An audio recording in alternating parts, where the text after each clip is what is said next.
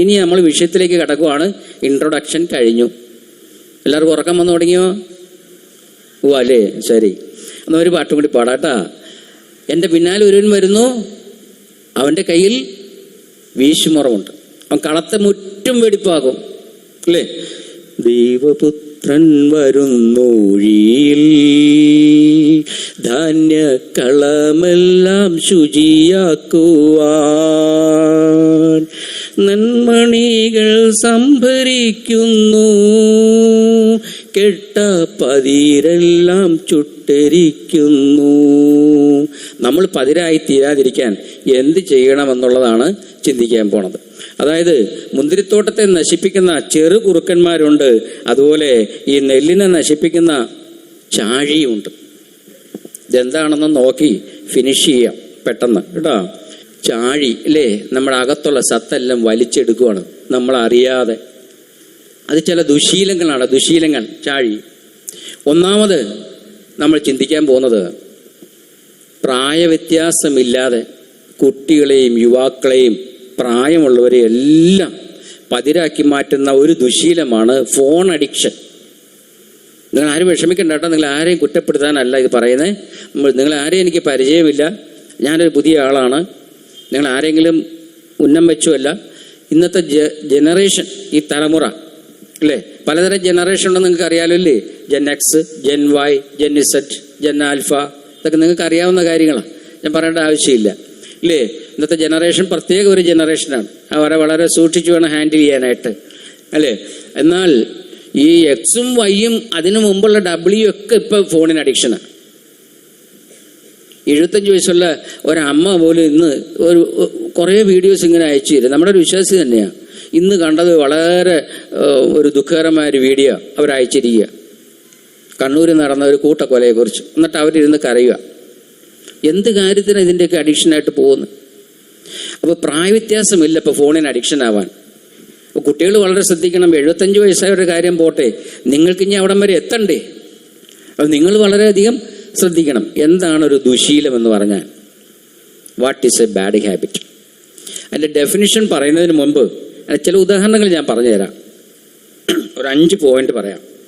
ഒന്ന്, ദുശീലം ഒരു കംഫർട്ടബിൾ ബെഡാണ്. കിടക്കാൻ നല്ല സുഖം, കിടന്നു കഴിഞ്ഞാൽ പിന്നെ എഴുന്നേറ്റ് പോരാൻ കഴിയില്ല. സ്വയം എഴുന്നേക്കാൻ ബുദ്ധിമുട്ടായിരിക്കും, ബാക്കി ഒരു കാര്യവും നടക്കില്ല. രണ്ടാമത്തെ കാര്യം, അതൊരു കരടിയാണ്, പക്ഷേ കമ്പിളിക്കെട്ടാണ്. കമ്പിളിക്കെട്ട് പണ്ട് പറഞ്ഞു കേട്ടിട്ടുള്ള കഥയാണ്.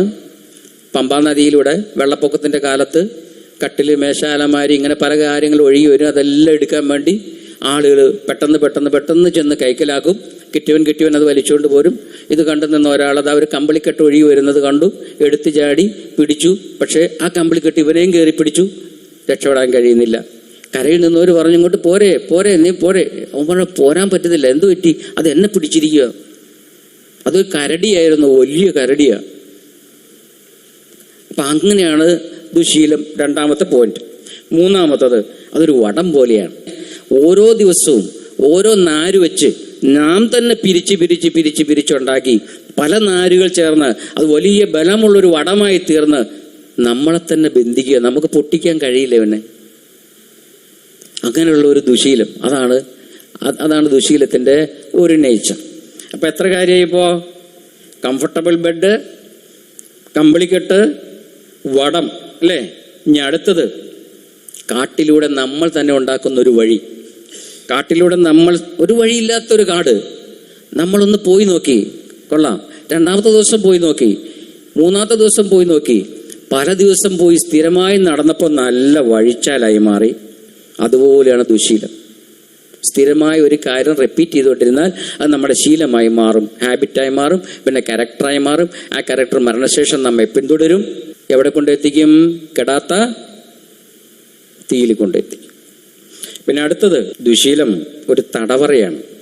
പ്രിസൺ ഓഫ് കംഫർട്ട്, സുഖസൗകര്യങ്ങളുടെ തടവറ. താൽക്കാലിക സുഖമാണ്, പക്ഷെ ചങ്ങലയിലാണ്. ഇപ്പം എത്ര പോയിന്റായി ഈ ദുശീലത്തെക്കുറിച്ച്? 5 പോയിന്റായി.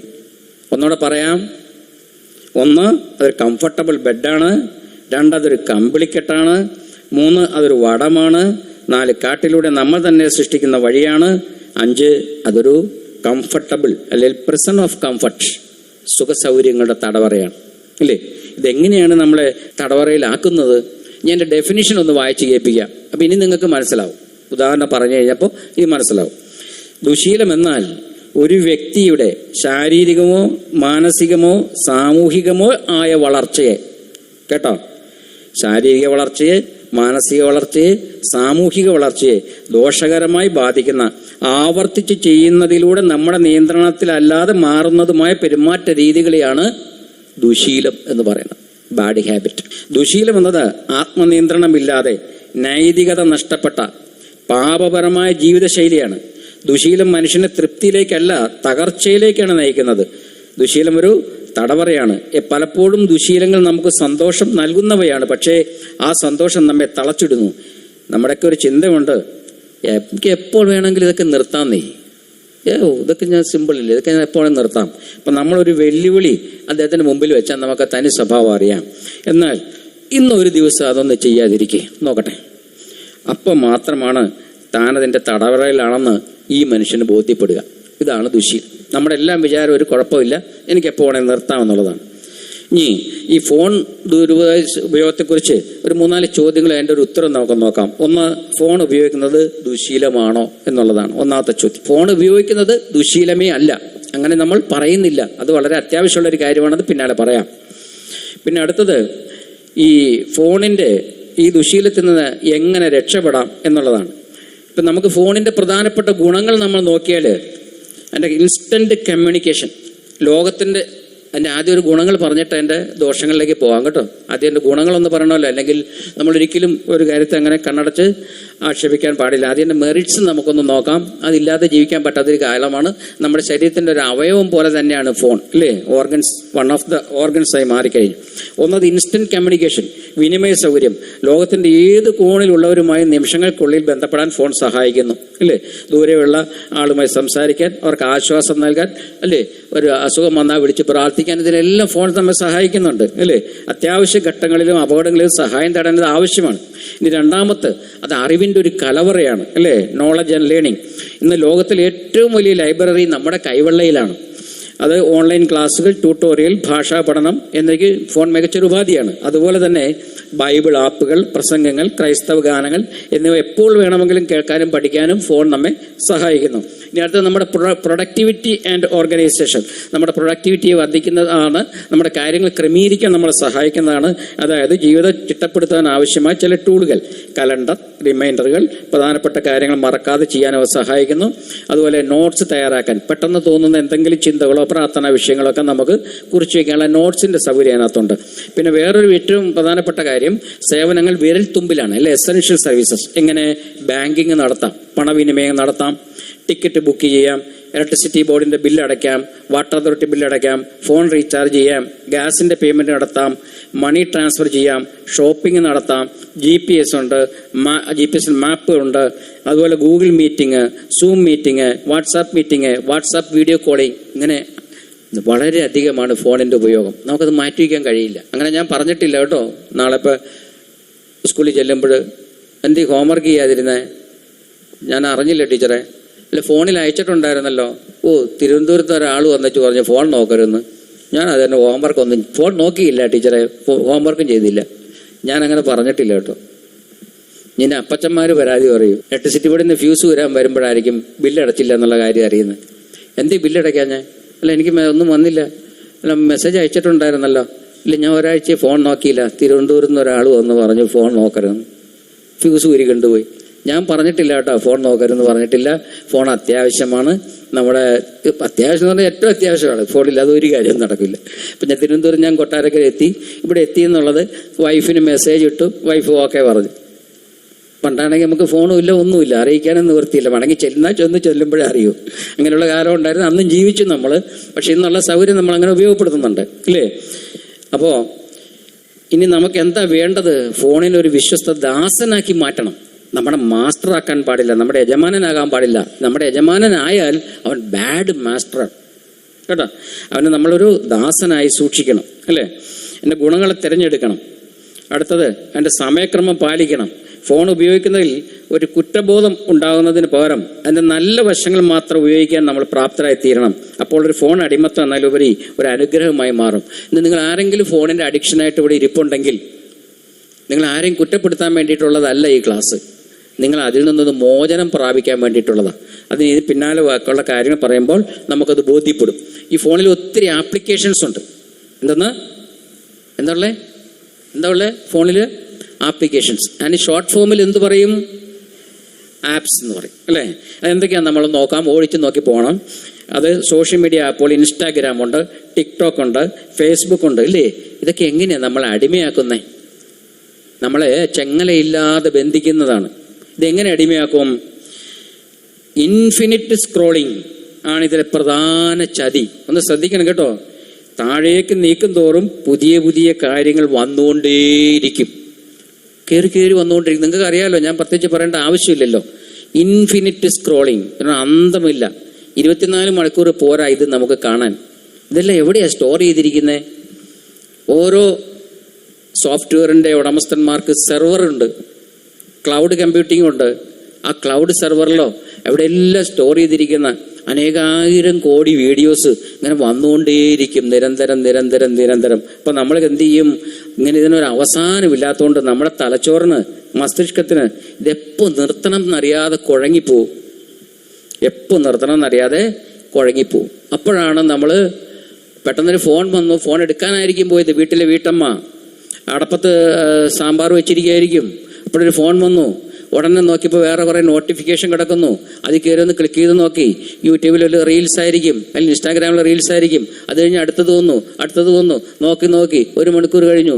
പിന്നെ ചെന്ന് നോക്കിയപ്പോൾ അടുപ്പത്ത് സാമ്പാർ ഫ്രൈ. ഒഴിച്ചു കൂട്ടാൻ പറ്റൂല, ഫ്രൈ ആയിട്ട് കഴിക്കേണ്ടി വരും, അല്ലേ? അപ്പം മസ്തിഷ്കത്തിന് അറിഞ്ഞുകൂടാ, ഇത് എപ്പോൾ നിർത്തണമെന്ന് അറിഞ്ഞുകൂടാണ്ടായിപ്പോൾ. അപ്പം ഇൻഫിനിറ്റ് സ്ക്രോളിങ് നമ്മളെ ചതിക്കുകയാണ്.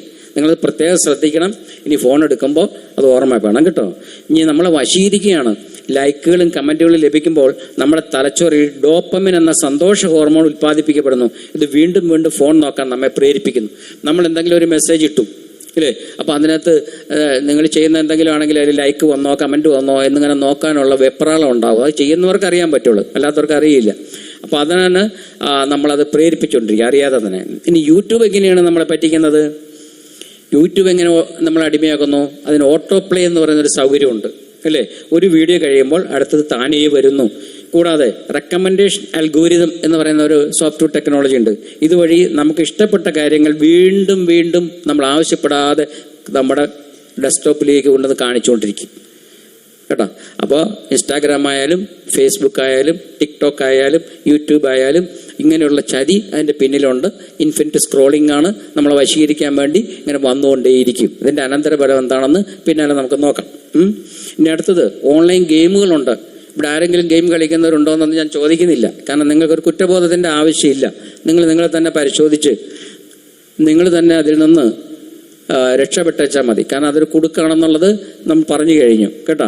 ഓൺലൈൻ ഗെയിമുകൾ BGMI, PUBG, Fortnite, mobile legends, league of legends, clash of clans, subway surfers, temple run, free fire, candy crush, ഇങ്ങനെ ഒത്തിരി ഉണ്ട്. ഇതൊക്കെ എങ്ങനെയാണ് നമ്മൾ അടിമയാക്കുന്നത്?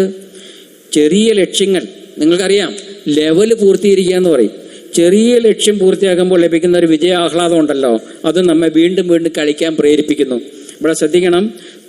ഒരു പ്രാവശ്യം തോറ്റെന്ന് വിചാരിക്കേ, അപ്പം നിങ്ങൾക്കൊരു വാശി എന്നൊന്ന് കണ്ടിട്ടേ ഉള്ളൂ. അപ്പം നമ്മൾ അതിൽ തന്നെ പിടിച്ചിരിക്കും. ഫിസിക്സും പഠിക്കണ്ട, കെമിസ്ട്രിയും പഠിക്കണ്ട, ബയോളജിയും പഠിക്കണ്ട, ട്യൂഷന് പോണാരും മറന്നും പോയി ഈ ഗെയിമിൽ തന്നെ അടിമയായിട്ട് അവിടെ ഇരിക്കും. പിന്നെ അടുത്തത് എങ്ങനെയാണ്? ഭയം. ഗെയിം കളിക്കുമ്പോൾ ഒരു ഭയം ഉണ്ടാവും. എപ്പോഴാണെന്നറിയാമോ? നിങ്ങൾ കളിക്കുന്നില്ലെങ്കിൽ നിങ്ങളുടെ റാങ്ക് കുറഞ്ഞു പോകുമെന്നോ അല്ലെങ്കിൽ മറ്റുള്ളവർ നിങ്ങളെക്കാൾ മുന്നിലെത്തുമെന്നുള്ള പേടി ഈ ഗെയിം കളിക്കാൻ നിങ്ങളെ പ്രേരിപ്പിച്ചുകൊണ്ടിരിക്കും. കുഞ്ഞുങ്ങൾ പ്രത്യേകം ശ്രദ്ധിക്കുക. മുതിർന്നവരാരെങ്കിലും അടിമകളുണ്ടോ എന്ന് എനിക്ക് അറിഞ്ഞുകൂടാ, അവരും ശ്രദ്ധിക്കുക. നിങ്ങൾ പഠിക്കേണ്ട പ്രായം, നല്ല ധാന്യമണിയായി തീരേണ്ട സമയം. ഈ ചാഴി എന്ന് പറയുന്ന ഈ അഡിക്ഷൻ നിങ്ങളുടെ സത്ത് മുഴുവൻ വലിച്ചെടുത്ത് വെറും പതിരാക്കി മാറ്റും. പതിരായ എങ്ങനെ അറിയാം? നമുക്ക് തിരിച്ചറിയാൻ പറ്റില്ല. ക്ലീൻ ഷേവ് ആയിരിക്കും, വെള്ള ഷർട്ടായിരിക്കും, സഭായത്തിനും വരും, ബൈബിൾ ക്ലാസ്സിനും വരും, മുടങ്ങില്ല, ഫിത്തല എല്ലാ കാര്യത്തിനും ഉണ്ടാവും. പക്ഷെ എന്തായിരിക്കും? അകത്ത് രക്ഷയ്ക്കായിട്ടുള്ള വളർച്ച ഉണ്ടാവില്ല. പുറമെ ബന്ധുക്കൂസായിരിക്കും, പക്ഷെ അകത്ത് ജീവൻ ഉണ്ടാവില്ല. അതുകൊണ്ട് ഈ ചാഴിയെ നിങ്ങൾ ഓടിച്ചു കളയണം കേട്ടോ. അടുത്തത്, ഈ ഗെയിം കളിക്കാനുള്ള അടുത്തൊരു നമ്മൾ അടിമയാക്കുന്നത്, അത് ഡെയിലി റിവാർഡ്സ് കിട്ടും, സമ്മാനങ്ങൾ. ദിവസവും ലോഗിൻ ചെയ്താൽ മാത്രം ലഭിക്കുന്ന സമ്മാനങ്ങൾ വഴി നിങ്ങളെ എല്ലാ ദിവസവും ഫോണിൽ എത്തിക്കുന്നു. അത് പരമാവധി നിങ്ങൾ അതിൽ നിന്ന് ഒഴിഞ്ഞിരിക്കാൻ നോക്കുക കേട്ടോ. ചെറിയ കുട്ടികളും യുവാക്കളുമായിട്ടുള്ളവർ ശ്രദ്ധിക്കണം. ഇനി അടുത്ത സാമൂഹിക ബന്ധങ്ങൾ. സുഹൃത്തുക്കളൊപ്പം കളിക്കുന്ന പല ഗെയിമുകളുണ്ടല്ലേ, സംഘം ചേർന്ന് കളിക്കുന്ന ഗെയിമുകളുണ്ട്. അത് നിർത്തുന്നത് സുഹൃത്തുക്കളെ പിണക്കുന്നതിന് തുല്യമാണല്ലോ എന്നോർത്ത് വീണ്ടും വീണ്ടും ആ കളികളിൽ നിങ്ങൾ ഏർപ്പെടും. അങ്ങനെ പെട്ടുപോയിട്ടുള്ളവർ കാണും, ഇവിടെ കാണാതിരിക്കാൻ സാധ്യത കുറവാണ്. അങ്ങനെയുള്ളവർ ശ്രദ്ധിക്കുക, അത് നിങ്ങളെ ചതിക്കുഴിയിലേക്ക് കൊണ്ടുപോകുന്നതാണ്. ഇനി അടുത്തത് മെസ്സേജിങ് ആപ്പുകൾ എങ്ങനെ അടിമയാക്കുന്നു? ബ്ലൂ ടിക്കുകളും റീഡ് റെസീപ്റ്റ്സ്, ലാസ്റ്റ് സീൻ, ആരെങ്കിലും മെസ്സേജ് അയച്ചോ എന്നറിയാനുള്ള ആകാംക്ഷ, അയച്ച മെസ്സേജിന് മറുപടി വന്നോ എന്ന് നോക്കാനുള്ള വെമ്പൽ നമ്മെ എപ്പോഴും ഫോണിലേക്ക് നോക്കാൻ പ്രേരിപ്പിക്കുന്നു. അപ്പൊ ഈ ബ്ലൂ ടിക്ക് വന്നോ, ഞാൻ ഇന്നാർക്ക് ഇന്നത് അയച്ചല്ലോ, അവൾ കണ്ടില്ലല്ലോ, ഹാപ്പി ക്രിസ്മസ് അയച്ചു, അവൻ കണ്ടില്ലല്ലോ, അപ്പൊ ബ്ലൂ ടിക്ക് വന്നോ എന്ന് നോക്കാനുള്ളൊരു വെമ്പൽ നമ്മുടെ മനസ്സിൽ എപ്പോഴും ഉണ്ടാവും അല്ലേ. ലാസ്റ്റ് സീൻ, അല്ല ഇവളൊരു ബ്ലൂ ടിക്ക് കാണുന്നില്ല, ഇവളിനി എപ്പോഴാണ് കയറി നോക്കിയേ, ഇപ്പൊ ലാസ്റ്റ് സീനൊന്ന് നോക്കി കളയാം, എന്നാ ലാസ്റ്റ് കണ്ടെന്നുള്ളത്. ഇങ്ങനെയുള്ള ഓരോ ചിന്തകളും മനസ്സിൽ വന്നിട്ട് ഈ മെസ്സേജിങ് ആപ്പുകൾ നമ്മളെ അടിമയാകും. എന്തെങ്കിലും മറുപടി വന്നോന്നറിയാൻ. മനസ്സിലായോ? നമ്മൾ എന്തെങ്കിലും അയച്ചു കഴിഞ്ഞാൽ നമ്മൾ ആൾക്ക് കിട്ടിയോ, അയാൾ മറുപടി തരുമോ, എന്താ പറയുന്നത്, ഇങ്ങനെ നോക്കാനുള്ള ഒരു ചിന്ത നമുക്കുണ്ടാവും.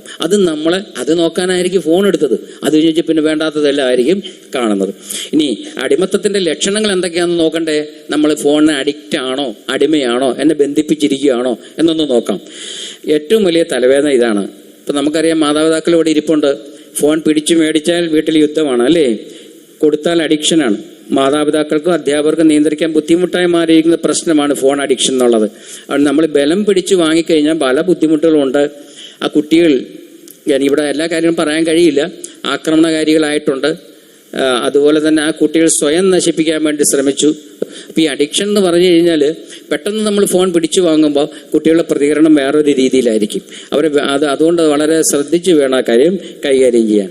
ഈ ഫോൺ അഡിക്ഷനിൽ നമുക്ക് എന്തെല്ലാമാണ് സംഭവിക്കാൻ നോക്കാം, ഒന്ന് ശ്രദ്ധിച്ചോളാം കേട്ടോ. ഈ ഫോൺ അഡിക്ഷൻ വന്നതിന് ശേഷം പുതിയ പുതിയ രോഗങ്ങളെല്ലാം ഉണ്ടായിക്കൊണ്ടുണ്ട്. ഫബ്ബിങ്, PHUBBING. എന്താണ് ഫബ്ബിങ് എന്ന് പറഞ്ഞാൽ? 2 വാക്കുകൾ ചേർന്നിട്ടുള്ളൊരു വാക്കാണ്. ഫോണിങ് പ്ലസ് സ്നബിങ്. ഫോണിങ് എന്ന് വെച്ച് കഴിഞ്ഞാൽ ഫോൺ ചെയ്തുകൊണ്ടേയിരിക്കുന്നു. സ്നബിങ് എന്ന് പറഞ്ഞാൽ മറ്റുള്ളവരുമായിട്ട് സംസാരിക്കാതെ അവരെ അവഗണിക്കുന്നു എന്നർത്ഥം. നമ്മൾ ഫോൺ ചെയ്തുകൊണ്ടേയിരിക്കുന്നു, ഫോണിൽ കളിച്ചുകൊണ്ടിരിക്കുന്നു, ഗെയിം കളിക്കുന്നു, വാട്സാപ്പ് നോക്കുന്നു. ആ സമയത്ത് ആരെങ്കിലും വിളിച്ചാൽ നമുക്ക് ഭയങ്കര ഇറിറ്റേഷനാണ്. സ്വന്തക്കാരാണെങ്കിലും കൊള്ളാം, അപ്പനായാലും കൊള്ളാം, അമ്മയായാലും കൊള്ളാം, സംസാരിക്കാൻ അവർക്ക് ഇഷ്ടമില്ല. അപ്പോൾ അവർക്ക് ദേഷ്യം വരും, ശുണ്ഠി വരും, മുഖം കണ്ടു കഴിഞ്ഞാൽ നമുക്ക് പേടിയോ. ആ രീതിയിലെ പ്രതികരണം അല്ലേ ഫബ്ബിങ്. ആ വാക്ക് പുതിയ വാക്കാ. മക്കളെ, നിങ്ങൾക്കറിയാമോ 1973 മോട്ടോറോളയിലെ ഒരു എഞ്ചിനീയർ മാർട്ടിൻ കൂപ്പർ എന്ന് പറയുന്ന ആളാണ് ഈ ഫോൺ കണ്ടുപിടിച്ചത്. Mobile phone large hand held prototype ആയിരുന്നു. ആ മനുഷ്യൻ ചിന്തിച്ചില്ല മക്കളെ നിങ്ങൾ ഇങ്ങനെയൊക്കെ ചെയ്യുമെന്ന്. രണ്ടാമത് ഫാൻഡം വൈബ്രേഷൻ. ഈ ഫോൺ അഡിക്ഷൻ ആയിട്ടുള്ള ആൾക്ക് ഫോൺ പോക്കറ്റിൽ കിടന്നാൽ ഇടയ്ക്കിടയ്ക്ക് തപ്പി നോക്കും, ബെല്ലടിച്ചോ ബെല്ലടിച്ചോ ബെല്ലടിച്ചോ. ഫോൺ അടിക്കാതെ തന്നെ അടിച്ചെന്ന് തോന്നുകയോ പോക്കറ്റിൽ വിറയൽ അനുഭവപ്പെടുകയോ ചെയ്യുന്ന രോഗത്തിനാണ് ഫാൻഡം വൈബ്രേഷൻ എന്ന് പറയുന്നത്. ഇനി അടുത്തതാണ് വളരെ പ്രധാനപ്പെട്ടത്, നോമോഫോബിയ. അതൊരു അസുഖമാണ്, ഫോൺ അഡിക്ഷൻ. കേട്ടിട്ടുണ്ടോ? നോമോഫോബിയ കേട്ടിട്ടുണ്ടോ? ആ വാക്ക് എങ്ങനെ ഉണ്ടായെന്നറിയാമോ? 1, 2, 3, 4 വാക്കുകളുടെ സംയുക്തമാണ്. എളുപ്പത്തിൽ പറഞ്ഞുതരാം. No mobile phone phobia. ഈ 4 വാക്കുകൾ ചേർത്താണ് നോമോഫോബിയ എന്ന പുതിയ വാക്കുണ്ടായത്. അതൊരു രോഗമായി മാറിയിരിക്കുക, ചികിത്സ ആവശ്യമുള്ള രോഗം. നിങ്ങൾ ആരും അതിനകത്ത് അകപ്പെട്ടു പോകരുത്. മുതിർന്നവരായാലും കുഞ്ഞുങ്ങളായാലും ശ്രദ്ധിക്കുക, നോമോഫോബിയ എന്ന് പറയുന്ന രോഗത്തിന് അടിമപ്പെട്ടു പോകരുത്. ഇത് എന്ത് ഗുരുതരമാണെന്നറിയാമോ? നിങ്ങൾ വിചാരിക്കും സിമ്പിളാണ്. മൊബൈൽ ഫോൺ ഇല്ലാതിരിക്കുകയോ ബാറ്ററി തീരുകയോ സിഗ്നൽ ലഭിക്കാതിരിക്കുകയോ കണക്ടിവിറ്റി നഷ്ടപ്പെടുകയോ ചെയ്താൽ ഉണ്ടാകുന്ന യുക്തിരഹിതമായ ഭയം, ആ ഭയത്തെയാണ് ഇത് സൂചിപ്പിക്കുന്നത്. അല്ലെങ്കിൽ ആ ആൻസൈറ്റി, ഉത്കണ്ഠ. ഇത് പരിഭ്രാന്തി, മാനസിക സമ്മർദ്ദം, വിറയൽ തുടങ്ങിയ ലക്ഷണങ്ങളിലേക്ക് നയിച്ചേക്കാം. അമിതമായ ഉപകരണ ഉപയോഗവുമായി ബന്ധപ്പെട്ട ഒരു ആധുനിക ഉത്കണ്ഠയാണിത്. ഇത് സാമൂഹിക ബന്ധങ്ങളെയും വിവരലഭ്യതയും ദൈനംദിന പ്രവർത്തനങ്ങളെയും ബാധിക്കുന്നു. നോമോഫോബിയ, ഫോൺ കയ്യിലില്ലാതെ വരുമ്പോഴുണ്ടാകുന്ന ഈ ഭയം കേവലം ഒരു മാനസിക വിഷമം മാത്രമല്ല, അത് പലപ്പോഴും അക്രമാസക്തമായ പെരുമാറ്റങ്ങളിലേക്ക്, വയലൻസിലേക്ക് നയിക്കുന്നുണ്ട്. പലവിധമായ പ്രശ്നങ്ങൾ ഉണ്ടാക്കുന്നുണ്ട് തലമുറകൾ. അതുകൊണ്ട് നിങ്ങൾ ശ്രദ്ധിക്കണം, ആരും നോമോഫോബിയയ്ക്ക് അടിമയായി പോകരുത് കേട്ടോ. പിന്നെ ആരോഗ്യ പ്രശ്നങ്ങളുണ്ട്. എന്തൊക്കെയാണ് ഇപ്പോൾ ഈ മോഡേൺ ഐഡലേറ്ററി എന്നാണ് ഈ ഫോണിനെ വിളിക്കുന്നത്. അൾത്താര കണ്ടിട്ടുണ്ടോ? അൾത്താര നമുക്കില്ല, പള്ളിയിലൊക്കെ ഉണ്ട് ഇല്ലേ, പ്രാർത്ഥിക്കാൻ പോയി നിൽക്കുകയാണ് ഇല്ലേ. ഈ മൊബൈലിനെ പറയുന്നത് ഡിജിറ്റൽ അൾട്ടാർ എന്നാ. മൊബൈലിലേക്ക് നോക്കിയിരിക്കണം കണ്ടിട്ടുണ്ടോ?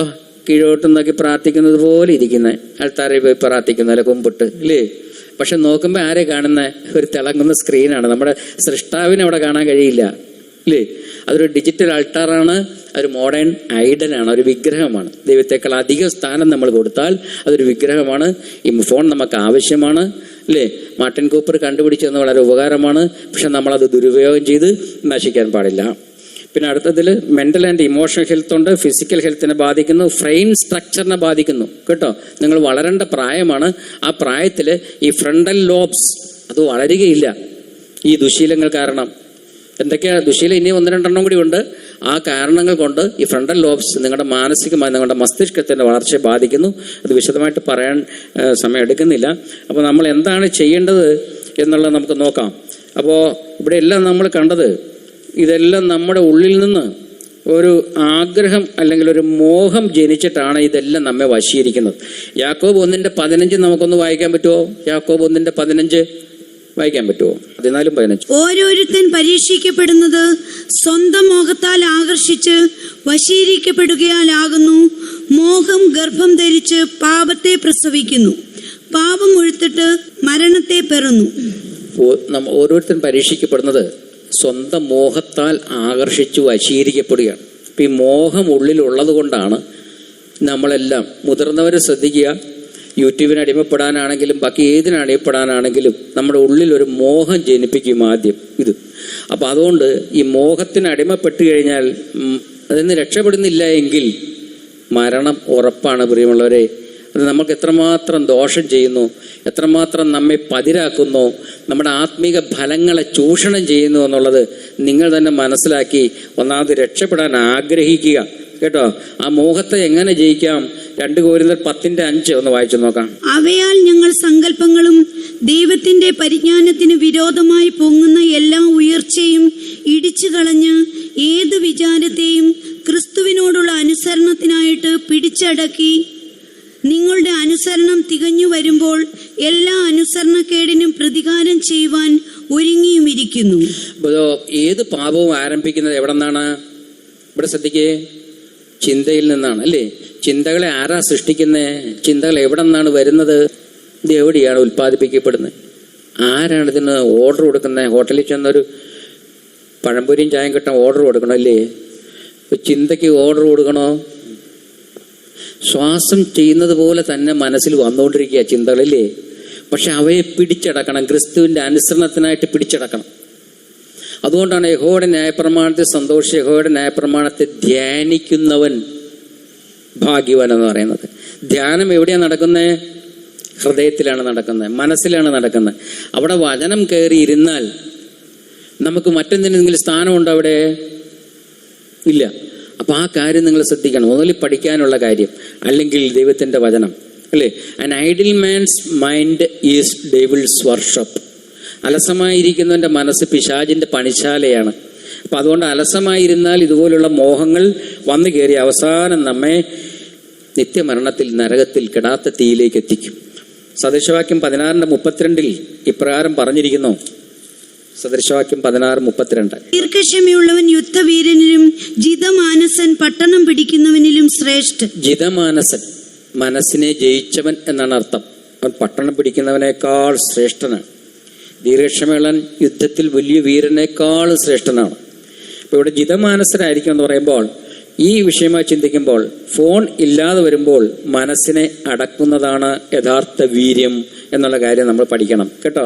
അപ്പോൾ മാതാപിതാക്കൾ ശ്രദ്ധിക്കേണ്ടത്, ഇവിടെ ഇരുന്ന കുഞ്ഞുങ്ങൾ ആരെങ്കിലും ഇതുപോലുള്ള കാര്യങ്ങൾക്ക് അടിമയാണെന്നുണ്ടെങ്കിൽ പെട്ടെന്നുള്ള നിയന്ത്രണം ഒഴിവാക്കുക. അഡിക്ഷൻ ഉള്ള ഒരാളുടെ കയ്യിൽ നിന്ന് ഫോൺ പെട്ടെന്ന് പിടിച്ചു വാങ്ങുന്നത് പലപ്പോഴും അക്രമത്തിനാണ് കാരണമാകുക. പകരം സമയം പടിപടിയായി കുറയ്ക്കാൻ അവരെ സഹായിക്കുക. ഇപ്പോൾ അവർക്ക് ഏകദേശം കാര്യങ്ങൾ മനസ്സിലായി കാണും ഇതിൻ്റെ അപകടം എന്തുമാത്രമാണെന്ന്. ദേഷ്യം തിരിച്ചറിയാൻ പഠിപ്പിക്കുക. ഫോൺ ഇല്ലാത്തപ്പോൾ നിനക്ക് ദേഷ്യം വരുന്നുണ്ടോ? ആ ദേഷ്യം നോമോഫോബിയയുടെ ലക്ഷണമാണെന്ന് ഓർത്തുകൊള്ളുക കേട്ടോ. ഫോണില്ലാതെ വന്നാൽ നിങ്ങളുടെ മാനസികാവസ്ഥ അപ്പോൾ അറിയാം നിങ്ങൾ അഡിക്റ്റ് ആണോ അല്ലയോ എന്നുള്ളത്. ഞാൻ അതുപോലെ തന്നെ നമുക്കിതിൽ നിന്ന് എങ്ങനെ രക്ഷപ്പെടാമെന്നുള്ളത് നമുക്കൊന്ന് നോക്കാം അല്ലേ. Start with awareness. ഒന്നാമത് നിങ്ങൾ അറിയണം, എന്ത്, ഞാൻ ഇതിന് അടിമയാണ് അല്ലെങ്കിൽ അടിമയല്ല. എനിക്ക് അങ്ങനെ ഒരു അറിവ് നിങ്ങൾക്കുണ്ടായിരിക്കണം. പലരും സമ്മതിക്കില്ല എന്ന് മാത്രമേ ഉള്ളൂ അല്ലേ. Freedom begins by recognising the problem honestly. സത്യസന്ധമായി ആ കാര്യം അറിയുമ്പോഴാണ് നമുക്ക് സ്വാതന്ത്ര്യം കിട്ടുന്നത് അല്ലേ. സങ്കീർത്തനം 139 23 24 വാക്യങ്ങളിൽ നമ്മൾ എന്താ വായിക്കുന്നത്? 139 23 24. ദൈവമേ, എന്നെ ശോധന ചെയ്ത് എന്റെ ഹൃദയത്തെ അറിയണമേ. എന്നെ പരീക്ഷിച്ച് എന്റെ നിലവുകളെ അറിയണമേ. വ്യസനത്തിനുള്ള മാർഗം എന്നിൽ ഉണ്ടോ എന്ന് നോക്കി ശാശ്വത മാർഗത്തിൽ എന്നെ നടത്തണമേ. മക്കളെ ശ്രദ്ധിക്കണം. വ്യസനത്തിനുള്ള മാർഗം ഈ ലോകത്തിൽ നിങ്ങളെ വ്യസനിപ്പിക്കും, വരാൻ പോണ ലോകത്തിൽ നിങ്ങൾക്കത് വ്യസനമായിരിക്കും. അങ്ങനെയുള്ള എന്തെങ്കിലും കാര്യം നിങ്ങളുടെ ഹൃദയത്തിലുണ്ടെങ്കിൽ വ്യസനത്തിനുള്ള മാർഗം എന്നിൽ ഉണ്ടോ എന്ന് നോക്കി ആ ശാശ്വത മാർഗത്തിൽ എന്നെ നടത്തണമേ എന്നൊരാഗ്രഹം നിങ്ങളിൽ ഉണ്ടായിരിക്കണം. ഒന്നാമത് തെറ്റ് സമ്മതിക്കുക, സത്യം മനസ്സിലാക്കി ഇങ്ങനെ ഒരു പ്രശ്നം എനിക്കുണ്ട്, രക്ഷപ്പെടണമെന്നുള്ളൊരു ആഗ്രഹം നിങ്ങളിൽ ഉണ്ടായിരിക്കണം കേട്ടോ. അത് മുതിർന്നവരായാലും ചെറിയവരായാലും ശ്രദ്ധിക്കുക. ഇനി നൽകാവുന്ന ഏറ്റവും മികച്ച ചികിത്സ ഡിജിറ്റൽ ഡീറ്റോക്സ് ആണ്. ഡീറ്റോക്സ് എന്ന് പറഞ്ഞാൽ എന്താ? വിഷം നിർവീര്യമാക്കുക എന്നുള്ളതാണ്. ശരീരത്തിലെ വിഷാംശങ്ങൾ നീക്കം ചെയ്യുന്നത് പോലെ മനസ്സിലെ ഡിജിറ്റൽ വിഷാംശങ്ങളെ, അമിതമായ ഡോപ്പമിൻ, ഉത്കണ്ഠ നീക്കം ചെയ്യുന്ന പ്രക്രിയയാണ്. അതിൻ്റെ ഘട്ടങ്ങൾ എന്തൊക്കെയാണെന്ന് നോക്കാം. ഒരു വ്യക്തിയെ പെട്ടെന്ന് ഫോണിൽ നിന്ന് മാറ്റുന്നത് നേരത്തെ പറഞ്ഞതുപോലെ അക്രമത്തിന് കാരണമായേക്കാം. അതിനാൽ ഇത് പടിപടിയായി ചെയ്യണം. ഇത് ശ്രദ്ധിക്കണം കേട്ടോ. നിങ്ങൾക്ക് തന്നെ പ്രാക്ടീസ് ചെയ്യാവുന്ന ചില കാര്യങ്ങളുണ്ട് പ്രാക്ടിക്കലായിട്ട്, അതും കൂടി പറഞ്ഞു തരാം. ഒന്ന്, ഡിജിറ്റൽ ഉപവാസം, മിനി ഫാസ്റ്റിംഗ്. എന്താണത്? ദിവസവും ഒരു നിശ്ചിത സമയം ഫോൺ പൂർണ്ണമായി ഓഫ് ചെയ്യുക. കുഞ്ഞുങ്ങളുടെ കാര്യമാണ്, അല്ലെങ്കിൽ അഡിക്റ്റ് ആയിട്ടുള്ള കാര്യമാണ്. അയ്യോ അദ്ദേഹം പറഞ്ഞു ഓഫ് ചെയ്യാൻ, അതുകൊണ്ട് ആ മരണവിവരം ഞാൻ അറിഞ്ഞില്ല, അല്ലെങ്കിൽ ഞാൻ സമയത്ത് എത്തിയേനെ എന്ന് പറഞ്ഞ് എന്നെ കുറ്റം പറയരുത്. നിങ്ങൾ അഡിക്റ്റ് ആണെങ്കിൽ നിങ്ങൾ അതിനെ ജയിക്കാനുള്ള ഒരു നടപടിയായിട്ടാണ് ഇത് പറയുന്നത്. 1 മണിക്കൂറെങ്കിലും ഓഫ് ചെയ്ത് വെക്കാൻ, ഉപയോഗിക്കാതിരിക്കാൻ നിങ്ങൾക്ക് കഴിയുമോ എന്ന് പരീക്ഷിക്കും. 2, നോ ഫോൺ സോണുകൾ. വീട്ടിലെ ചില സ്ഥലങ്ങളിൽ ഫോൺ ഉപയോഗിക്കാതിരിക്കുക. ഭക്ഷണമേശ, കിടപ്പുമുറി, പ്രാർത്ഥന മുറി, ഇങ്ങനെയുള്ള സ്ഥലങ്ങളിൽ no device area, no phone area ആക്കി മാറ്റുക. ഭക്ഷണം കഴിക്കുമ്പോഴും ഫോണിൽ കാര്യങ്ങൾ കണ്ടുകൊണ്ടിരിക്കുക. അപ്പോൾ ഈ കണ്ട കാര്യങ്ങൾ തന്നെ പ്രാർത്ഥനയ്ക്ക് ഇരിക്കുമ്പോൾ മനസ്സിലേക്ക് വരിക ഇല്ലേ. സമൂഹത്തിൽ ഇപ്പോൾ ഇലക്ഷൻ്റെ കാലത്ത് പല പാരഡികൾ നിങ്ങൾ കേട്ട് കാണും, അതെല്ലാം ഇങ്ങനെ മനസ്സിൽ വന്നുകൊണ്ടിരിക്കും ഇല്ലേ. പലരും ചിരിക്കുന്നുണ്ട് പാരഡിയുടെ സൗകുമാര്യം ഓർത്തിട്ട് ഇല്ലേ. ആ പാരഡി കേട്ടപ്പോൾ തന്നെ ഞാൻ ദൈവത്തോട് പറഞ്ഞു, ദൈവമേ ഇത് കുഞ്ഞുങ്ങളുടെ മനസ്സിൽ വലിയ ദോഷം ചെയ്യുമല്ലോ, കാരണം അവരുടെ അത് അങ്ങനെയുള്ളൊരു ഇതാണ്. അപ്പോൾ ഞാൻ ദൈവത്തോട് ചോദിച്ചു, ദൈവമേ ഇതിനൊരു മറുമരുന്ന് പറഞ്ഞു തരാമോ, ഒരു ആൻറ്റിഡോട്ട് കുഞ്ഞുങ്ങൾക്ക് പറഞ്ഞു കൊടുക്കാൻ. ദൈവം ഒരു വരി, ഒരു 8 വരി തന്നാലോ, ആദ്യത്തെ ഒരു വരി പറഞ്ഞു തരാം.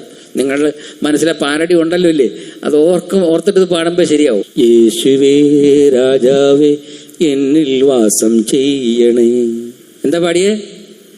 യേശുവേ രാജാവേ എന്നിൽ വാസം ചെയ്യണേ. നിങ്ങൾ കേട്ട പാരഡി ഇതും കൂടി ഒന്ന് ഒപ്പിച്ചു നോക്കിയേ.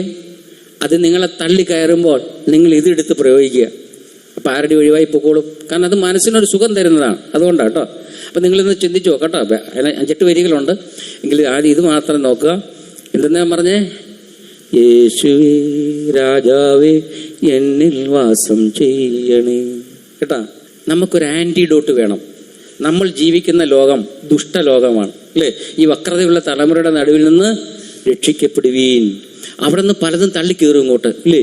കടലിൽ കിടക്കുന്ന മത്സ്യത്തിന് വെള്ളത്തിന് ഉപ്പുണ്ടെങ്കിലും അതിന് ജീവനുള്ള കാലത്തോളം ആ ഉപ്പ് മത്സ്യത്തിൻ്റെ ശരീരത്തിലേക്ക് കയറില്ല. എന്നാൽ ജീവൻ നഷ്ടപ്പെട്ടാൽ ആ ഉപ്പ് കയറും.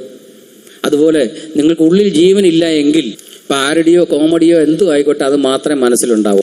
പ്രാർത്ഥിക്കാനിരിക്കുമ്പോഴും ബൈബിൾ വായിക്കുമ്പോഴും സൺഡേ സ്കൂളിൽ പോകുമ്പോഴും എല്ലാം ഇതിങ്ങനെ സബ് കോൺഷ്യസ് മൈൻഡിലൂടെ റോള് ചെയ്തു പോകും.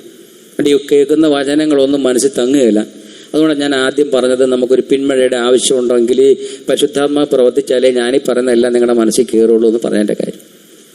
കേട്ടോ. അപ്പോൾ നമ്മൾ എന്തുവരെ പഠിച്ചപ്പോൾ രക്ഷപ്പെടാനുള്ള മാർഗം ഡിജിറ്റൽ ഉപവാസം, നോ ഫോൺ സോണുകൾ. അടുത്തൊരു ട്രിക്കുണ്ട്, വളരെ ശ്രദ്ധിക്കണം, ഇത് വളരെ പ്രയോജനം ചെയ്യും. നിങ്ങൾ ആരെങ്കിലും അഡിക്റ്റ് ആണെങ്കിൽ അതിൻ്റെ പേരിങ്ങനെയാണ്, ഗ്രേ സ്കെയിൽ ട്രിക്ക് എന്നാണ് അതിൻ്റെ പേര്. ഗ്രേ സ്കെയിൽ ട്രിക്ക് എന്നത് ഫോൺ അഡിക്ഷൻ കുറയ്ക്കാൻ ശാസ്ത്രീയമായി തെളിയിക്കപ്പെട്ട ഏറ്റവും ലളിതവും എന്നാൽ ശക്തവുമായ ഒരു മാർഗമാണ്. നമ്മുടെ തലച്ചോറിനെ ഫോൺ ഉപയോഗിക്കുന്നതിൽ നിന്ന് തടയാൻ ഇതെങ്ങനെ സഹായിക്കുന്നു എന്ന് നമുക്ക് നോക്കാം. എന്താണ് ഗ്രേ സ്കെയിൽ ട്രിക്ക്? നമ്മുടെ സ്മാർട്ട് ഫോണിലെ വർണ്ണാഭമായ ഡിസ്പ്ലേ, അതായത് vibrant colours, high dopamine colours, സന്തോഷത്തിൻ്റെയും ഉല്ലാസത്തിൻ്റെയും എല്ലാം പ്രതികരണങ്ങൾ നമ്മെ സൃഷ്ടിക്കുന്ന ഹോർമോണാണ് ഡോപ്പമൈൻ. ആ ഡോപ്പമൈൻ വർദ്ധിപ്പിക്കുന്ന കളേഴ്സാണ് ഫോണിൽ നമുക്ക് അധികം കാണാൻ കഴിയുന്നത്. ആ ഡിസ്പ്ലേ മാറ്റിയിട്ട് സ്ക്രീൻ പൂർണ്ണമായും കറുപ്പും വെളുപ്പും, ബ്ലാക്ക് ആൻഡ് വൈറ്റ് ആക്കി മാറ്റുന്ന രീതിയാണ് ഗ്രേ സ്കെയിൽ ട്രിക്ക്. ഇതെങ്ങനെയാണ് ഫോൺ അഡിക്ഷൻ കുറയ്ക്കുന്നത്? ഡോപ്പമിൻ കുറയ്ക്കുന്നു, അതായത് റിമൂവ്സ് ദ റിവാർഡ്. നമ്മുടെ മസ്തിഷ്കം തിളക്കമുള്ള നിറങ്ങളോട്, പ്രത്യേകിച്ച് ചുവപ്പ്, നീല നിറങ്ങൾ പെട്ടെന്ന് പ്രതികരിക്കുന്നവയാണ്.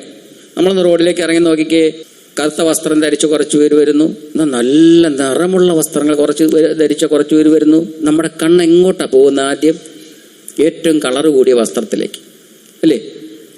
അതാണ് ഫോണിൻ്റെ ട്രിക്ക്, അതാണ്. അപ്പം നമ്മൾ എന്ത് ചെയ്യും? അതിനെ രക്ഷപ്പെടാൻ വേണ്ടി ബ്ലാക്ക് ആൻഡ് വൈറ്റ് ആക്കി മാറ്റും. അപ്പോൾ എന്ത് സംഭവിക്കും? നമ്മുടെ മസ്തിഷ്കം തിളക്കമുള്ള നിറങ്ങളോടാണ്, പ്രത്യേകിച്ച് ചുവപ്പ്, നീല നിറങ്ങൾ, അതിനോടാണ് പെട്ടെന്ന് പ്രതികരിക്കുന്നത്. സോഷ്യൽ മീഡിയ ആപ്പുകളിലെ നോട്ടിഫിക്കേഷനുകൾ ചുവന്ന നിറത്തിൽ നൽകുന്നത് നമ്മെ ആകർഷിക്കാനാണ്. സ്ക്രീൻ ഗ്രേ സ്കെയിലിലേക്ക് മാറ്റുന്നതോടെ ഈ ദൃശ്യസുഖം, കൺമോഹം, ഈ ദൃശ്യസുഖം, വിഷ്വൽ റിവാർഡ് ഇല്ലാതാകുന്നു. ഇത് ഡോപ്പമിൻ ഉൽപ്പാദനം കുറയ്ക്കാൻ സഹായിക്കുന്നു. വശീകരണം ഇല്ലാതാകുന്നു, അല്ലേ? നമ്മളെ വശീകരിച്ചു കൊണ്ടുപോകാനുള്ള അതിൻ്റെ ആ പവർ അങ്ങ് കുറഞ്ഞു പോകും. നമ്മുടെ മോഹങ്ങളെ ആകർഷിച്ച് വശീകരിക്കുന്നത് ഇത്തരം നിറപ്പകിട്ടുള്ള കാഴ്ചകളാണ്.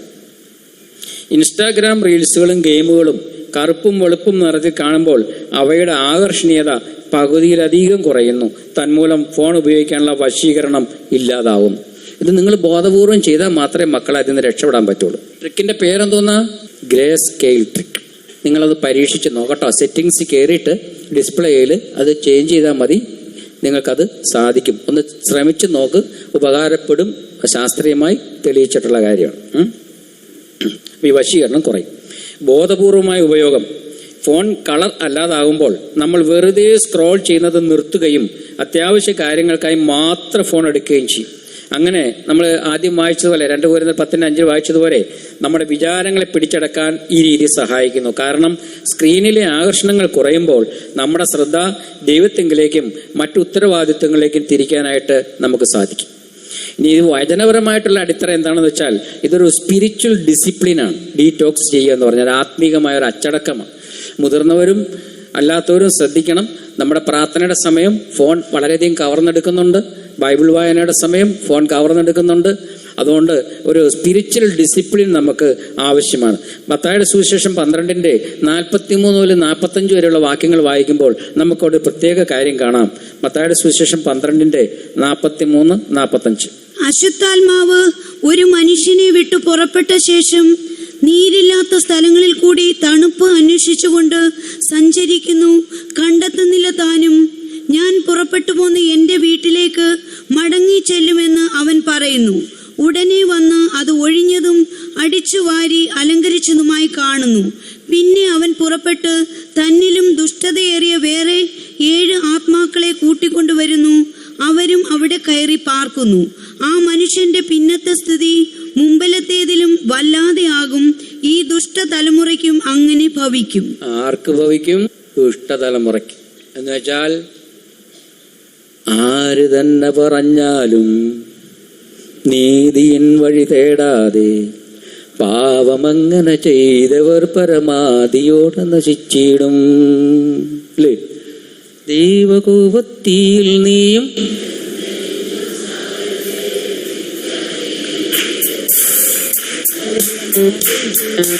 ഇന്നു തന്നെ രക്ഷ നേടുക, ഇന്നു തന്നെ രക്ഷ നേടുക.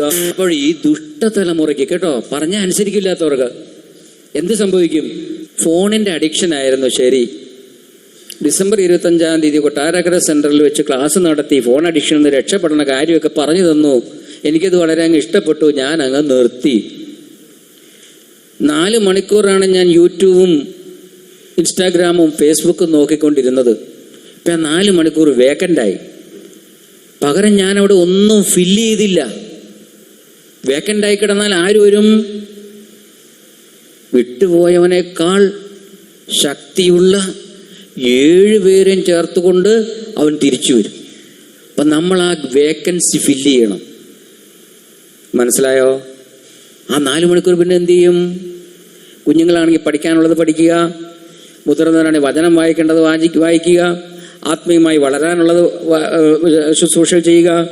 അപ്പോൾ ഫോൺ മാറ്റിവെക്കുമ്പോൾ ഉണ്ടാകുന്ന ശൂന്യതയിൽ വചനം വായിക്കാനോ പ്രാർത്ഥിക്കാനോ നാം തയ്യാറാകുന്നില്ലെങ്കിൽ, അല്ലെങ്കിൽ മറ്റ് ക്രിയേറ്റീവായിട്ടുള്ള ആക്ടിവിറ്റീസിന് തയ്യാറാകുന്നില്ലെങ്കിൽ, ശൂന്യമായി കിടന്നാൽ ദുശീലങ്ങൾ പൂർവാധികം ശക്തിയോടെ തിരിച്ചു വരും. തിരിച്ചു വന്നാൽ പതിരിനേക്കാൾ കഷ്ടമായി മാറും. ഇല്ലേ? ഫലം കായ്ക്കാത്ത വൃക്ഷമെല്ലാം വെട്ടി തീയിലിടും. പതിര് കെടാത്ത തീയിലിട്ട് ചുട്ടുകളയും. അതുകൊണ്ട് ഗ്യാപ്പ് ഫില്ല് ചെയ്യണം. നമ്മുടെ ആത്മാവിൻ്റെ ആഗ്രഹം എപ്പോഴും എന്താണ്? ദൈവമേ, എൻ്റെ ആത്മാവ് നിന്നോട് ചേരുവാൻ കാക്ഷിക്കുന്നു. അല്ലേ? എൻ്റെ ആത്മാവ് ദൈവത്തിനായി, ജീവനുള്ള ദൈവത്തിനായി തന്നെ ദാഹിക്കുന്നു. അതൊരു ദാഹമാണ് മക്കളെ. ആത്മാവിനൊരു ദാഹമുണ്ട്. ആ ദാഹം നിങ്ങൾക്ക് ഇൻസ്റ്റാഗ്രാം വെച്ച് ഫില്ല് ചെയ്യാൻ പറ്റില്ല, ഫേസ്ബുക്ക് വെച്ച് ഫില്ല് ചെയ്യാൻ പറ്റില്ല, യൂട്യൂബ് വെച്ച് ഫില്ല് ചെയ്യാൻ പറ്റില്ല. ദൈവത്തെ കൊണ്ട് മാത്രമേ ഫില്ല് ചെയ്യാൻ കഴിയൂ.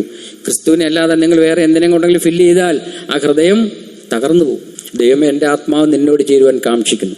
എൻ്റെ ആത്മാവ് ദൈവത്തിനായി, ജീവനുള്ള ദൈവത്തിനായി തന്നെ ദാഹിക്കുന്നു. ആ ദാഹം നിങ്ങൾ വേറെ എന്തിനെങ്കിലും കൊണ്ടാണ് ഫില്ല് ചെയ്യുന്നതെങ്കിൽ, യാതനാസ്ഥലത്ത് കിടക്കുന്ന ധനവാൻ ദാഹിച്ചു.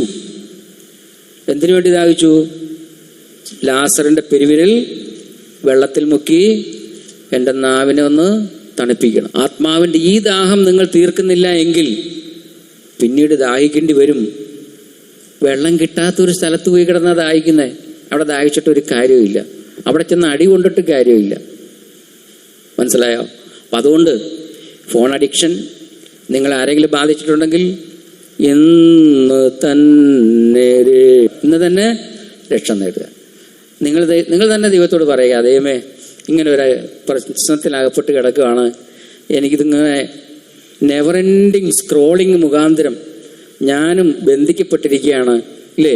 കണ്ണുകൊണ്ട് കാണാൻ വയ്യാത്ത ചെങ്ങലയെ ബന്ധിക്കപ്പെട്ടിരിക്കുകയാണ്. എന്നെ ഒന്ന് വിടുവിക്കണമേ. ഞാൻ ആദ്യമേ പ്രാർത്ഥിച്ചു. എന്താ പ്രാർത്ഥിച്ച്?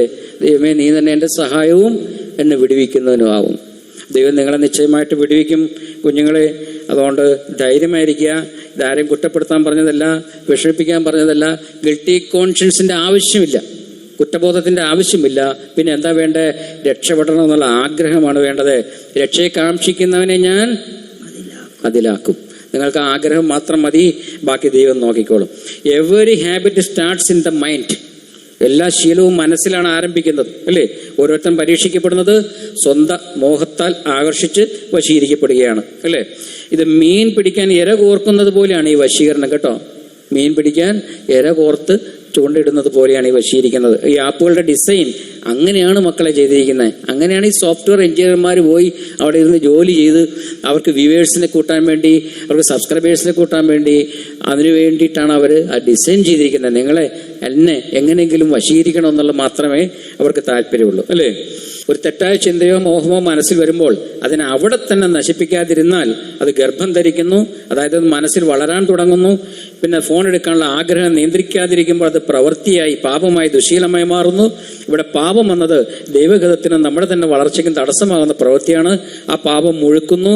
അത് പാപം മുഴുത്തിട്ടാണ് പിന്നെ എല്ലാ നിയന്ത്രണങ്ങളും വിട്ട് ആ ഹാബിറ്റ് മച്യൂറായി മാറുകയാണ്. പാപം മുഴുക്കുന്നു. പിന്നീട് ഇത് മരണത്തെ പെറുന്നു. അതിൻ്റെ കോൺസിക്വൻസസ് അതാണ്. ഇവിടെ മരണമെന്ന് സൂചിപ്പിക്കുന്നത് ശാരീരിക മരണമുണ്ട്, സമയത്തിൻ്റെ മരണമുണ്ട്, ബന്ധങ്ങളുടെ മരണമുണ്ട്, ആത്മീയ മരണമുണ്ട്. 4 തരം മരണമാണ് അതുകൊണ്ട് നടക്കുന്നത്. എന്തായിരുന്നു ആ വാക്യം? യാക്കോബിന്റെ ലേഖനം 1:14-15. ആ മരണം ഒന്ന് നോക്കിയിട്ട്, ഓരോരുത്തൻ പരീക്ഷിക്കപ്പെടുന്നത് സ്വന്തം മോഹത്താൽ ആകർഷിച്ച് വശീകരിക്കപ്പെടുകയാലാകുന്നു. മോഹം ഗർഭം ധരിച്ച് പാപത്തെ പ്രസവിക്കുന്നു. പാപം മുഴുത്തിട്ട് മരണത്തെ പെറുന്നു. മരണം 4 തരം. ഒന്ന് ശാരീരികമായ മരണം. നിങ്ങൾ ശാരീരികമായിട്ട് തകർന്നു പോകും. കഴുത്ത് വേദന, കണ്ണുവേദന, തലച്ചോറിന് വളർച്ചയില്ലായ്മ, പലതരത്തിലുള്ള ശാരീരിക അസ്വസ്ഥതകൾ, ഇതെല്ലാം നിങ്ങളെ ബാധിക്കും. പിന്നെ എന്താണ് സംഭവിക്കുന്നത്? നിങ്ങളുടെ സമയത്തിൻ്റെ മരണം. എത്രയോ മണിക്കൂറുകൾ നമ്മൾ ഇതുവരെ ഫോണിൽ ചെലവഴിച്ചവർ ഒന്ന് ചിന്തിച്ച് നോക്കിയാൽ അറിയാം വിലപ്പെട്ട സമയം എത്രമാത്രം വേസ്റ്റാക്കി എന്നുള്ളത് കേട്ടോ. ഇനി അടുത്ത് ബന്ധങ്ങളുടെ മരണം. പ്രിയപ്പെട്ടവരോട് സംസാരിക്കാതെ ഫോണിൽ ഇരിക്കുന്നത് ബന്ധങ്ങളെ കൊല്ലുന്നു.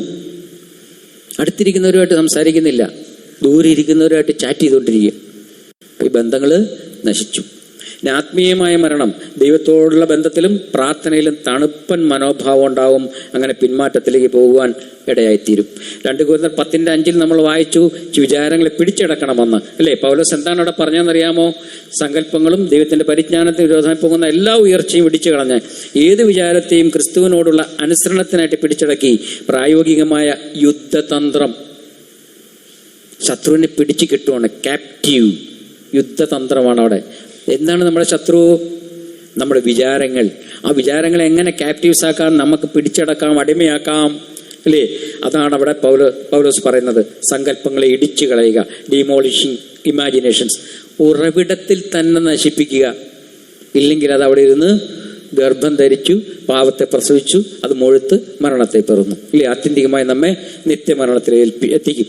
ഫോൺ അഡിക്ഷൻ പലപ്പോഴും തുടങ്ങുന്നത് തെറ്റായ ഒരു സങ്കല്പങ്ങളിലൂടെയാണ്. എന്താണെന്നറിയാമോ? ആദ്യമേ തുടങ്ങിയത് എങ്ങനെയാ? ഇതൊരു 5 മിനിറ്റ് നോക്കിയാൽ എനിക്ക് സമാധാനം കിട്ടും, ഇതൊന്നും അത്ര വലിയ പ്രശ്നമല്ല, എല്ലാവരും ഇങ്ങനെ തന്നെയല്ലേ ചെയ്യുന്നത് ഇല്ലേ? എത്ര കാര്യങ്ങൾ നിങ്ങൾ അങ്ങനെ ചിന്തിച്ചിട്ടുണ്ട്? എത്ര കാര്യങ്ങൾ നിങ്ങൾ അങ്ങനെ നിസ്സാരമായിട്ട് എടുത്തിട്ടുണ്ട്? ഒന്ന് ആലോചിച്ച് നോക്കൂ. എല്ലാവരും ഇങ്ങനെ തന്നെയല്ലേ ചെയ്യുന്നത്? 5 മിനിറ്റല്ലേ നോക്കിയുള്ളൂ, ഇതൊന്നും അത്ര വലിയ പ്രശ്നമൊന്നുമല്ലാന്നേ, കുറച്ചു നേരം നോക്കിയാന്ന് ഒരു റിലാക്സ് ചെയ്യാം അല്ലേ? ശരി, ഇത്തരം വ്യാജ ചിന്തകളെ, ഇമാജിനേഷൻസിനെ ആദ്യം തന്നെ തിരിച്ചറിയണം. അവയെ സത്യം കൊണ്ട് ഇടിച്ചു കളയാനും പഠിക്കണം. ഇതൊക്കെ ദൈവപരിജ്ഞാനത്തിന് വിരോധമായ ഉയർച്ചകളാണ്. എവരി ഹൈ തിങ് നമ്മുടെ ജീവിതത്തിൽ ദൈവത്തിന് നൽകേണ്ട സ്ഥാനത്തേക്കാൾ ഉയരത്തിൽ മറ്റെന്തെങ്കിലും ഇരിക്കുന്നുണ്ടെങ്കിൽ അത് ഇടിച്ചു കളയേണ്ട ഉയർച്ചയാണ്. പ്രാർത്ഥനയെക്കാളും വായനയെക്കാളും ഒരു വ്യക്തി ഫോണിന് പ്രാധാന്യം നൽകുന്നുണ്ടെങ്കിൽ അവിടെ ഫോൺ ഒരു വിഗ്രഹമായി മാറുകയാണ്. മോഡേൺ ഐഡൽസ് അല്ലേ? നമുക്കൊരു പ്രതിജ്ഞ എടുക്കാം. എന്താണ് പ്രതിജ്ഞ എടുക്കേണ്ടത്? We turn down modern idols. എല്ലാവരും ഒന്ന് പറഞ്ഞേ, we turn down modern idols. ഞങ്ങൾ ടേൺ ഡൗൺ തള്ളിക്കളയുന്നു, അല്ലെങ്കിൽ ഉപേക്ഷിക്കുന്നു, അല്ലെങ്കിൽ താഴേക്ക് തള്ളിക്കളയുന്നു മോഡേൺ ഐഡൽസ്. ഇതൊക്കെ ആധുനികമായ വിഗ്രഹങ്ങളാണ്. We turn down modern idols. എന്താ പറഞ്ഞേ? യെസ്, ഇവിടെ പിടിച്ചടക്കി, ടേക്ക് ക്യാപ്റ്റീവ് എന്ന വാക്ക് ഒരു യുദ്ധക്കളത്തിലെ തടവുകാരനെ പിടിക്കുന്നത് പോലെയാണ്. ഒരു വിചാരണം, ഉദാഹരണത്തിന് ഒന്ന് ഫേസ്ബുക്ക് നോക്കിയാലോ, ഇല്ല ഒന്ന് റീൽസ് നോക്കിയാലോ, ഈ ചിന്ത മനസ്സിൽ വരുമ്പോൾ തന്നെ അതിനൊരു തടവുകാരനെ പോലെ പിടികൂടണം. ഇല്ലെങ്കിൽ ആ ചിന്ത നിങ്ങളെ പിടികൂടി കൊണ്ടുപോകും. രണ്ടിലൊന്നേ നടക്കും. ഒന്നുകിൽ നിങ്ങൾ അടിമയാകും, അല്ലെങ്കിൽ നിങ്ങൾ ആ ചിന്തകളെ അടിമകളാക്കും. ഒരു ചിന്ത വന്നാലുടൻ അതിനെ പ്രവർത്തിക്കാൻ അനുവദിക്കാതെ ഈ വിചാരം ക്രിസ്തുവിനെ അനുസരിക്കുന്ന ഒന്നാണോ എന്ന് ചിന്തിക്കുക കേട്ടോ. അപ്പോൾ നമ്മൾ വാക്യങ്ങൾ ഉരുവിടുക. എന്താ ഞാൻ ആദ്യം വായിച്ചു കേൾപ്പിച്ചില്ല? 2 കൊരിന്ത്യർ 10:5 വായിച്ചു ഇല്ലേ? ദൈവവചനത്തെ ചിന്തകളാൽ നിയന്ത്രിക്കുക, വാക്യങ്ങൾ ഉരുവിടുക. അതിനാണ് സൺഡേ സ്കൂളിൽ പഠിക്കുന്നത്, അതിനാണ് മനപ്പാഠ വാക്യങ്ങൾ പഠിക്കുന്നത്. അത് നമ്മൾ ജീവിപ്പിക്കും. ഈ വചനങ്ങൾ നമ്മൾ ആത്മീയമായി വളർത്തും ഇല്ലേ? പത്രോസ് എന്താ പറഞ്ഞിരിക്കുന്നത്? ആകയാൽ സകല ദുഷ്ടതയും എല്ലാ ചതിവും വ്യാജഭാവവും അസൂയയും എല്ലാ നുണയും നീക്കിക്കളഞ്ഞ് ഇപ്പോൾ ജനിച്ച ശിശുക്കളെ പോലെ രക്ഷയ്ക്കായി വളരുവാൻ വചനമെന്ന മായമില്ലാത്ത പാൽ കുടിപ്പാൻ വാഞ്ചിപ്പും. ഇപ്പോൾ ജനിച്ച ശിശുക്കൾ എന്ന് പറയുമ്പോൾ ആശുപത്രിയിൽ ഈ കുഞ്ഞുങ്ങളുടെ വാർഡുണ്ടല്ലോ, ഇപ്പോൾ ജനിച്ച ശിശുക്കളെ കിടത്തുന്ന കുഞ്ഞുങ്ങളുടെ വാർഡ്, അതിൽ പോകുമ്പോൾ അറിയാം നിങ്ങൾ ഭയങ്കര കരച്ചിലായിരിക്കും അല്ലേ? എന്തിനു വേണ്ടിയാണ് കരയുന്നേ? കഥ കേൾക്കാനാണോ? റീൽസ് കാണാനാണോ? മൊബൈൽ കൊടുത്താൽ കരച്ചിൽ നിൽക്കുവോ? ബിരിയാണി വാങ്ങിച്ചു കൊടുത്താൽ നിൽക്കുവോ? പിന്നെ എന്ത് കൊടുത്താൽ നിൽക്കും? പാല് കൊടുത്താൽ നിൽക്കും ആ കരച്ചിൽ. അതേ ആഗ്രഹം നമുക്ക് എന്തിലുണ്ടായിരിക്കണം? ഇപ്പോൾ ജനിച്ച ശിശുക്കളെ പോലെ രക്ഷയ്ക്കായി വളരുവാൻ വചനമെന്ന മായമില്ലാത്ത പാൽ കുടിപ്പാൻ വാഞ്ചിപ്പിൻ. അങ്ങനെ വാഞ്ചുള്ളവർ കുറെ പേരോട് ഇരിപ്പുണ്ട് കേട്ടോ ഇല്ലേ? അങ്ങനെ വാഞ്ചുള്ളവരില്ലേ? ഉണ്ടാകും ഇല്ലേ? രക്ഷയ്ക്കായി വളരുവാൻ വചനമെന്ന മായമില്ലാത്ത പാൽ കുടിക്കണം എന്ന ആഗ്രഹമുള്ളവർ കാണും ഇല്ലേ? അത് പ്രാർത്ഥിച്ച് വചനം വായിക്കുക. ആദ്യം നിങ്ങൾ വചനം പഠിക്കുന്നത് ശുദ്ധീകരണം പ്രാപിക്കണം കേട്ടോ. ഏതും എല്ലാം ചെയ്തേച്ച് വന്നിട്ട് ഉടനെ കയറി എന്ന് ബൈബിൾ വായിക്കാൻ നോക്കരുത്. കർത്താവേ, എൻ്റെ ചിന്തകളിലും സംസാരത്തിലും പ്രവൃത്തിയിലും വന്ന എല്ലാ കുറ്റങ്ങളും യേശുവിൻ്റെ നാമത്തിൽ ക്ഷമിക്കണം, യേശുവിൻ്റെ രക്തത്താൽ എന്നെ കഴി ശുദ്ധീകരിക്കണം. ഞാൻ അങ്ങയുടെ തിരുവചനം വായിക്കാൻ പോവുകയാണ്. അങ്ങയുടെ തിരുവചനത്തിൽ അത്ഭുത കാര്യങ്ങൾ കാണുവാൻ തക്കണം. എൻ്റെ കണ്ണുകളെ പ്രകാശിപ്പിക്കണമേ. പരിശുദ്ധാത്മാവിനായിട്ട് എനിക്ക് വചനം വെളിപ്പെടുത്തി തരണമേ. ജ്ഞാനത്തിൻ്റെ വെളിപ്പാടിൻ്റെ ആത്മാവിൽ എന്നെ നിറയ്ക്കണമേ. പ്രാർത്ഥിച്ചിട്ട് വേണം വചനം വായിക്കാൻ. വചനത്തിൻ്റെ ഉടമസ്ഥൻ ദൈവമാണ്. ആ ദൈവം ഇത്രയും കാര്യങ്ങൾ നിങ്ങൾക്ക് ചെയ്തു തന്നാൽ നിങ്ങൾ സക്സസ് ജയിച്ചു കേട്ടോ. അങ്ങനെ ചെയ്യാം കേട്ടോ. അടുത്തെന്താണ്? ദൈവത്തിൻ്റെ പരിജ്ഞാനത്തിന് വിരോധമായി നിൽക്കുന്ന ഈ ഉയർച്ച, നമ്മുടെ മുകളിൽ നമ്മളെ സ്വാധീനിച്ച് നിൽക്കുന്ന ഈ ഫോൺ എന്ന് പറയുന്ന ഉയർച്ച, അതിനെ താഴ്ത്താൻ വേണ്ടി ആഴ്ചയിൽ ഒരു ദിവസം നിങ്ങൾക്ക് കഴിയുമെങ്കിൽ നിശ്ചിത സമയം ഫോൺ പൂർണ്ണമായും ഓഫ് ചെയ്ത് വെക്കാൻ നിങ്ങൾക്ക് പറ്റുമെങ്കിൽ ചെയ്തു നോക്ക്. പ്രശ്നമൊന്നും ഇല്ലെങ്കിൽ ചെയ്താൽ മതി കേട്ടോ. ഇത്രയും വലിയ അഡിക്ഷൻ ആണെങ്കിൽ മാത്രം. ഇത് ചികിത്സയുടെ ഭാഗമാണ്. പറ്റുമെങ്കിൽ മതി. ഇനി വിശുദ്ധിക്കായി നമ്മളൊരു പ്രതിജ്ഞ എടുക്കേണ്ടി വരും അല്ലേ? സ്വർഗസ്വനായ ദൈവമേ, അങ്ങയുടെ പരിജ്ഞാനത്തിന് വിരുദ്ധമായി എൻ്റെ ചിന്തകളിൽ പൊങ്ങി വരുന്ന എല്ലാ അനാവശ്യ മോഹങ്ങളെയും ഞാൻ തിരിച്ചറിയുന്നു. ഇത് നിങ്ങൾ ആദ്യം തിരിച്ചറിയണം. വശീകരിക്കപ്പെട്ട് പാപത്തിലേക്ക് വീണു പോകാതെ എൻ്റെ വിചാരങ്ങളെ ക്രിസ്തുവിനോടുള്ള അനുസരണത്തിനായി ഞാൻ പിടിച്ചടക്കുന്നു. എൻ്റെ സമയം അങ്ങയുടെ ദാനമാണെന്ന് ഞാൻ സമ്മതിക്കുന്നു. അത് ഫോണിൽ പാഴാക്കി കളയാതെ അങ്ങയുടെ മഹത്വത്തിനായി ഞാൻ ഉപയോഗിക്കും. ആകർഷണങ്ങൾ തോന്നുമ്പോൾ അവ പാപത്തെ പ്രസവിക്കുന്നതിന് മുൻപേ ദൈവവചനത്താൽ ഞാൻ അവയെ ഇടിച്ചു കളയും. എൻ്റെ ഫോണിൻ്റെ അടിമയായിട്ടല്ല, മറിച്ച് ക്രിസ്തുവിൻ്റെ ദാസനായി ജീവിക്കാൻ എന്നെ സഹായിക്കണമേ എന്ന് നിങ്ങളുടെ ഹൃദയത്തിൽ നിന്ന് പ്രാർത്ഥിക്കുക. ദൈവം നിങ്ങളെ നിശ്ചയമായി സഹായിക്കും. ഇതെല്ലാം വിശദമായിട്ട് ഒറ്റ ക്ലാസ്സായിട്ട് എടുക്കേണ്ടതാണ്. ഇനി 2-3 വിഷയങ്ങളുള്ളതുകൊണ്ട് സ്പീഡിൽ പോവുകയാണ്. എല്ലാവരും ശ്രദ്ധിക്കണം. ഞാനിപ്പോൾ തന്നെ ഇത് അവസാനിപ്പിക്കുന്നതായിരിക്കും. ഇത് നമ്മൾ കണക്ക് ബോധിപ്പിക്കേണ്ട ഒരു കാര്യമാണ് കേട്ടോ. ഒന്ന് ഡിജിറ്റൽ സ്റ്റുവാർഡ്ഷിപ്പ്, കാര്യവിചാരത്തിന്റെ കണക്ക് ഏൽപ്പിക്കേണ്ട ഒരു ദിവസമുണ്ട്. എല്ലാവരും ശ്രദ്ധിക്കണം. ലൂക്കോസിന്റെ സുവിശേഷം 6:2 മത്തായിയുടെ 25:19 ദാസന്മാരുടെ യജമാനൻ അവരുമായി കണക്ക് ചോദിക്കുന്ന ഒരു ദിവസമുണ്ട് കേട്ടോ. എന്തൊക്കെയാണ് കണക്ക് ചോദിക്കുന്നത്? ഫോണിന്റെ ദോഷവശങ്ങളെ നിയന്ത്രിച്ചുകൊണ്ട് അതിന്റെ ഗുണങ്ങളെ മാത്രം ഉപയോഗപ്പെടുത്തുന്ന രീതിയാണ് നമ്മൾ ഡിജിറ്റൽ സ്റ്റുവാർഡ്ഷിപ്പ് എന്ന് വിളിക്കുന്നത്. അതായത് ദൈവം നമുക്ക് നൽകിയ സമയത്തെയും സാങ്കേതിക വിദ്യയും ഉത്തരവാദിത്വത്തോടെ കൈകാര്യം ചെയ്യുക കേട്ടോ. അത് നിങ്ങൾ വളരെയധികം ശ്രദ്ധിക്കണം. അല്ലെങ്കിൽ എന്ത് ചെയ്യും? ഇങ്ങനൊരു പാട്ടുണ്ട് കേട്ടോ. കണക്കെഴുത്തിൻ പ്രമാണി വിളിച്ചു ചോദിക്കും നേരം, കണക്കെഴുത്തിൻ പ്രമാണി വിളിച്ചു ചോദിക്കും നേരം, ശരിക്കൊരുത്തരം നൽകാൻ നിനക്ക് വല്ലതുമുണ്ടോ? ശരിക്കൊരുത്തരം നൽകാൻ നിനക്ക് വല്ലതുമുണ്ടോ? അവസരം ഇനിയുമുണ്ടോ മനുജ? കണക്കെഴുത്തിൻ്റെ പ്രമാണി നമ്മെ വിളിച്ചു ചോദിക്കുന്ന ഒരു ദിവസമുണ്ട്. ഞാൻ നിന്നോട് കാര്യം തീർക്കുന്ന നാളിൽ നിന്റെ കൈകൾ ബലപ്പെട്ടിരിക്കുമോ? ഞാൻ നിനക്ക് തന്ന ഫോൺ നീ എന്ത് ചെയ്തു? ഞാൻ നിനക്ക് തന്ന സമയം നീ എന്ത് ചെയ്തു എന്ന് ദൈവം ചോദിക്കുന്ന സമയം അതുണ്ട്. അപ്പോൾ അതിനെപ്പറ്റി നമ്മൾ ശ്രദ്ധിക്കണം. ഇനി അടുത്തതായിട്ട് ലഹരിയുടെ ആസക്തിയാണ്. അത് നിങ്ങൾക്ക് പലർക്കും ഇവിടെ ഇല്ലയെന്ന് എനിക്കറിയാം.